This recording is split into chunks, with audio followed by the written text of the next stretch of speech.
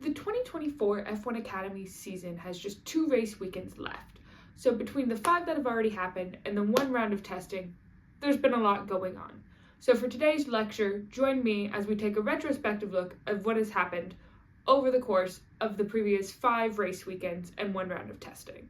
Before we get into the meat of today's video, I do just want to address, yes, I am congested, I have a slight cold. I'm fine, actually. But I also want to say that the vibes for this are going to be much more similar to when the teacher had you watch a video for class. We're going breezy, we're going easy, nothing too in-depth. Unfortunately, most of what I have to look at to tell you what happened for each weekend is race reports, and a lot of those are just like, so-and-so went up the outside on this turn, and me just reading those back to you is very boring. So we're going more quick-fire vibes. We're gonna do, where was it, what's their lap racing time, winners, any major incidents that happened. So easy, breezy, beautiful F1 Academy. Yeah. Now, before we jump into the actual racing, let's address testing. Testing is normally where teams test their cars. Wow, shocker. But for those of you who are more familiar with how the F1 works, they normally do their testing over like an extended weekend to week, kind of, in early spring, late winter, March, basically, where they just kind of do it and then they race. Unlike that, F1 Academy did testing, has been racing, and as of recording this video on October 18th, they are doing their 2nd round of testing, and they will do 1 more round of testing before they continue to race. So the original round of testing they did was in Zandvoort, and then they will also go to Yas Marina in the UAE and over to Qatar, because for some reason I didn't write down what circuit they were going to. But Qatar for their last one. Yeah, we're not really going to get into testing because, in my opinion, after you have already run 2 races and then do testing, it just makes your testing feel a lot more like free practice. And like, especially in the way they were relaying what was happening, it very much just felt like them being like, it was kind of like a race, but it wasn't. It was very much like free practice, and the cars were still performing the same way. So, yeah, we're just going to kind of breeze past it, but it has happened. It is happening. It will happen again this season. But yeah, let's get into the actual racing. So round 1 of racing took place in early March. It was the 7th to the 9th was the weekend they raced over, and they were over in Jeddah. During this weekend, both races lasted for 13 laps. So in race 1, we saw the safety car deployed after Amna Al-Khabaisi hit Rima Jaffali. It was just contact that sent Jaffali spinning, and they had to deploy the safety car. Good news is both drivers were able to rejoin the race later. During the 2nd race, Chloe Chambers locked up in a turn. Levin Foss made contact, causing her to spin, and Block was unable to avoid the whole situation, also hitting Levin Foss. Levin Foss then had to retire from the race. She was not the only retirement in this race, as well as Nobles also had to retire after having her rear wing clipped by Amna Al-Khabaisi. So at the end of that weekend, Doran Penn took home both wins, but actually she didn't. So due to different penalties being issued after the 2nd race, Penn was issued a drive-through penalty because she crossed the checkered flag twice at full speed, only slowing down when the red flag was out. And this penalty, because it was something that was issued after the race, couldn't be served during the race, resulted in a 20-second penalty added to her total racing time at the end of that race. So that means she actually dropped down in the standings after the race, pulling the win instead of her. So our actual breakdown for how the races went is Penn won race 1, Pulling run race 2. So at the end of week 1 of racing, our top 3 driver standings were Pulling with 44 points, Wig with 33 points, and Penn with 32 points. Our team standings for the teams at the time were Prima Racing 1st, Rodin Motorsport 2nd, Campos Racing 3rd, Art Grand Prix 4th, and MP Motorsport at 5th. Moving on to race weekend 2, we had Miami from May 3rd to 5th, and they raced for 13 laps each race there as well. Race 1 saw Houseman retire. Race 1 saw Houseman retire after contact with Nobles that sent her into a wall. This resulted in Nobles being given a 10-second time penalty. The second race saw no retirements of any cars, but did see Levin Fossey lock up and catch Nobles and sending Nobles into a spin.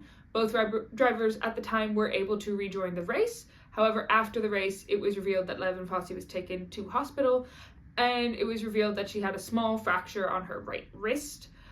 She ended up being fine and was able to quickly be released from hospital. She was also given a 10-second time penalty for causing the crash with Nobles. During that weekend, as discussed in my last video, Pulling won both races and stayed on top of the driver's standing with 99 points. Penn actually moved up to second place in the driver's standing with 65, and Weg rounded it out with 51 points in third place. The team standings remain the same as they did after the first weekend of racing, with Prima Racing in first, Rodin Motorsport in second, Campos Racing third, Art Grand Prix fourth, and MP Motorsport fifth. Round 3 took place from June 21st to 23rd in Barcelona and saw each race last for a total of 16 laps. Race 1 was definitely our more eventful race of the weekend in Barcelona, with Weg during the first lap hitting the left rear tire of Levin Fossey's car, causing Weg to then bump into the side of Amna Alcabasi's car, beaching her and Alcabasi in the gravel and taking them both out of the race. Weg was then issued a 5-place grid penalty for the start of the next race, so she started 5 places lower than she originally achieved during qualifying. Race 2 was just good racing. There was no big issues, no big incidents, no time penalties, nothing like that really issued in a major way.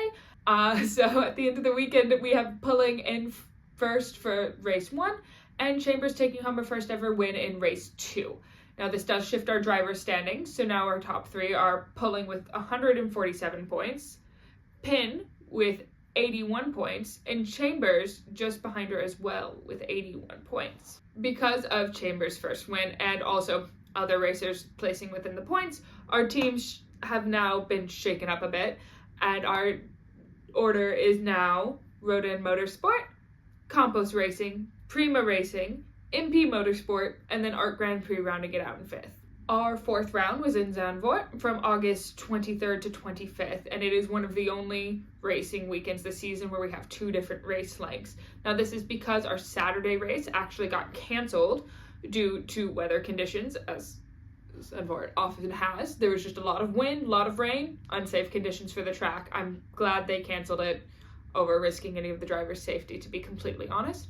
But this saw them actually do both races Sunday. So they did one really early in the morning. It was like 8:30 or something. And then they did the second one at 10:40. So they had to shorten the first race down to 13 laps. And the second race went for 17 laps, as both races were originally scheduled to go.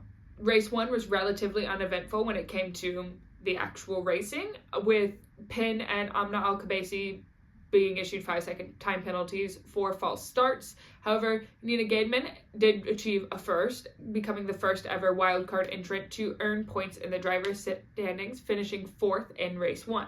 Race 2 of the weekend was also just good racing.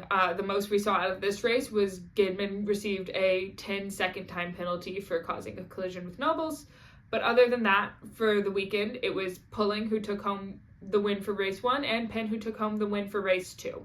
This kind of maintained our driver standings at 190 points for Pulling, 119 points for Penn, and Chambers rounding out the top 3 at 89 points. Our team standings did change from the prior week, with Rodin Motorsport being in first, Prima Racing in second, Campos Racing in third, MP Motorsport in 4th, and Art Grand Prix in 5th. Moving on over, we move on to our most recent set of racing, which happened in Singapore from September 20th to the 22nd. Both of these races were also 12 laps long. Race 1 had an aborted start triggered after Bustamante rolled out of her box while in the grid, and then she also failed to start from the pit lane, getting a 10-second stop-go time penalty. This caused an extra formation lap to run, which means the actual race only ran for 11 laps. During race 2, Bustamante continued to have a pretty bad weekend racing-wise. She spun out on turn 7, causing a safety car to be called. After rejoining the race, she was bouncing across the runoff after making contact with Houseman's car. Houseman was then issued a 10-second time penalty for causing the incident. While Bustamante didn't have a great weekend, Pulling definitely did, winning both races and achieving her fourth Grand Slam of the season, which is getting pole, winning a race, and having the fastest lap. These wins catapulted Pulling into a 95-point lead, putting her at the top of the driver's standings. So at the end of race weekend 5, our driver's standings are Abby Pulling in first with 245 points, Penn in second with 150 points, Weg in third with 120 points, Chambers in fourth with 103 points, Marti in fifth with 101 points, Hamna Alkabasi in sixth with 87 points, Bustamante in seventh with 57 points, Block in eighth with 36 points, Schreiner in ninth with 24 points, Edgar in 10th with 22 points, Nobles in 11th with 22 points as well, Houseman in 12th with 17 points, Gaidman in 13th with 13 points, Levenfoss in 14th with 13 points, Amna Alkabasi in 15th with 12 points, DeHughes in 16th with 10 points, Lloyd in 17th with 8 points, with Krohn and Juffali taking 18th and 19th respectively, both with 0 points. At this point, our team breakdowns are Prima Racing in first with 287 points, Rodin Motorsport in second with 280 points, Campos Racing in third with 228 points, Arch Grand Prix in fourth with 115 points, and MP Motorsport in fifth with 109 points. So after all of that, we're pretty much caught up with what's been happening this season. We have Pulling kind of dominating out in front, the team standings being a little more interesting to watch, but I am excited to see if Pulling will maintain this 95-point lead, if she'll pull ahead even further, or if she'll see a bit of pushback from the other drivers after the 2 rounds of testing we have before the next race weekend. Now, it's also going to be very interesting to watch the team standings fluctuate, because Prima Racing right now, it looks like they might be on track to do a repeat of what they did last season, winning the entire team standings. So there's still a lot to race for.